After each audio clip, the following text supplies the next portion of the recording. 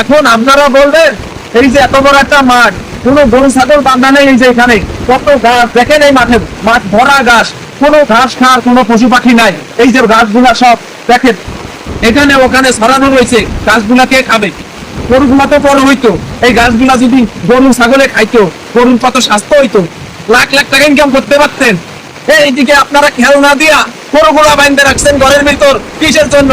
Call ঘরে গরুগুলা বাইন্ধে রাখছেন, তারপরে ছাগলগুলা বাইন্ধে রাখছেন, কিসের জন্য বাইন্ধে রাখছেন আপনারা? আর একটা কথা মাছ চাষীদের উদ্দেশ্যে আমি বলতে চাই, এই যে এই বৃষ্টির ভিতরে আপনারা পোলাপানরে ফুটবল কেন খেলতে দেন না? এই যে মাঠটা পড়ে রয়েছে দেখেন, কত বড় মাঠ, পোলাপানরা ফুটবল খেলবে, এই যে এই মাঠটা কত সুন্দর দেখেন, আপনারা কেন খেলতে দেন? সারাদিন পোলাপানরা মোবাইল দিয়ে গেম খেলে নষ্ট হয়ে যাচ্ছে, সমাজটা একেবারে নষ্ট হয়ে যাচ্ছে। আপনারা দেশের ভিতরে একেবারে অরাজকতা সৃষ্টি করতেছেন। আপনারা পোলাপান ছেড়ে দেন, এই যে মাঠের ভিতরে তারা ফুটবল খেলুক, ক্রিকেট খেলুক।